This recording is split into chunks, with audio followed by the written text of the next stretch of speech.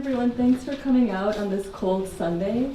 And Bridget, thank you so much for bringing programming like this back home. It's super important. So I'm going to read an excerpt from my short story. It's called How to Mourn a Life. But before I get into it, I'll talk a little bit about my experience growing up around here. I also had a love-hate relationship with Richmond Hill. I grew up wanting to get out. And it's funny, Bridget, that you mentioned feeling like you didn't belong, because I also felt like I didn't belong, even though I look like so many of the people who live here.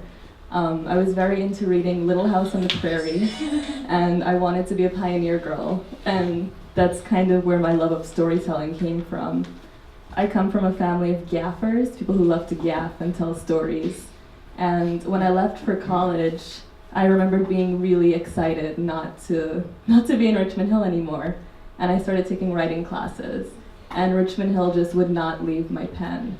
So I think we owe a lot of our stories to this amazing, rich, diverse place we come from. So a little backstory about the story. It's called How to Mourn a Life, and it's about a girl who's mourning her grandmother and trying to figure out her place in a family she feels like she doesn't belong in. So I'll start. Akash followed Savita down the driveway and out the gate onto 109th Avenue. They walked in silence and made a right on Lefferts Boulevard. Colorful flags affixed to bamboo sticks in the front yards came into view. Bright saffron and crimson garlands hung from many of the houses, remnants of a summer of weddings. Thumping tassa drums and conch shells piercing the air had altered the neighborhood's summer soundscape. Savita always thought Clarice would be around when it was her turn. She glanced at Akash.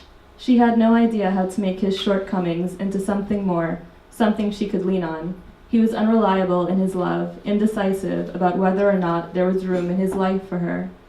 Savita was a second thought, and his penchant for Scotch on the rocks, though a source of comfort when they first met, resembled her grandfather's alcohol dependence a little too much.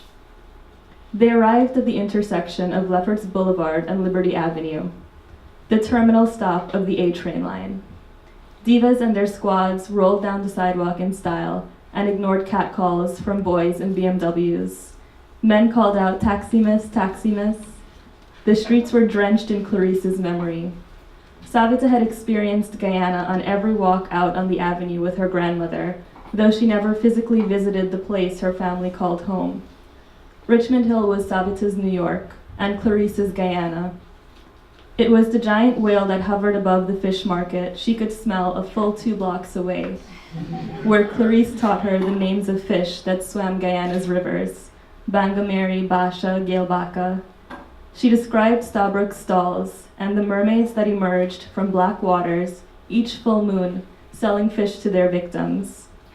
Savita's New York was the hanging scales and rolls of plastic bags, floating midair above fresh fruits and vegetables at the West Indian groceries. Even the most quotidian of vegetables had an alter ego. Eggplant was baigan, jackfruit was katahar, long bean was bora. It was the mashup of Hindi filmy songs, soca beats, reggae classics, calypso and chutney that competed to be heard down each block. Savita wished Clarice could have taken one last walk with her before she died. They continued on past Angie's, a popular puja shop. An older gentleman sat outside selling cricket balls, tiny mortis of Shiva, and a shoebox full of classic country and golden oldie CDs. He recognized Clarice's granddaughter and offered his condolences. "She'd been proper like to walk in gaff, your grandmother," he said. Savita admired the strange syntax of the sentence. Walk meant something different in the patois. To walk was to explore, to travel great distances, to suffer from chronic restlessness. "Come la abi take a walk," Clarice would call out to her granddaughter until she stopped walking completely 5 months before she passed. Akash tried to put his arm around her shoulders. The other boys Savita dated lacked Akash's sensitivity and forced her to constantly translate herself, her body, her Indianness or lack thereof. She was sick of the geography lessons and questions asked in pursuit of categorizing her. Akash was curious about her roots, but never invasive. Still, she shook him off. It was safer to keep him at a distance. Of all the things she inherited from Clarice, a forgiving heart was not one of them. Savita wasn't sure where she was leading this bakwas boy, but she found herself giving him Clarice's tour of the avenue. Tucked between a sari shop and a Pela shoe store was a beauty salon the width of two lovers lying down side by side. An active, one-legged pigeon, christened Snowy by her grandmother, took up residence inside. Savita caught a glimpse of the persevering bird's reflection, but it was her grandmother who stared back when she gazed at the wall of mirrors. This was the last place we visited before she stopped walking, she told him, feeling the acid rise inside of her again. Thank you.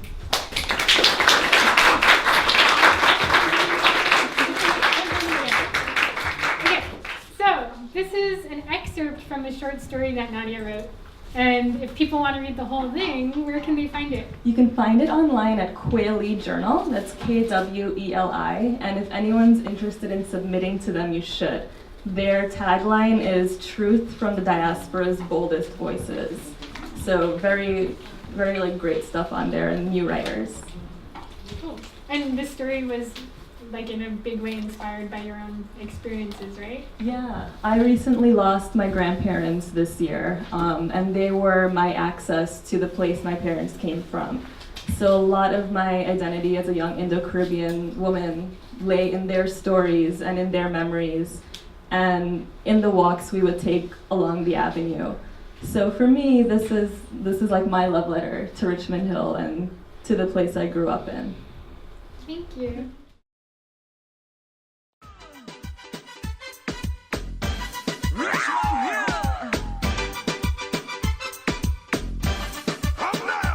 Richmond Hill, a little Guyana. Richmond Hill, a little Guyana. Richmond Hill, a little Guyana. Richmond Hill, a little Guyana. Richmond Hill is a place where the Guyanese are ways. Young gal a walk and them a shake up them waist. Them a big up them chest, gotta know them are the best.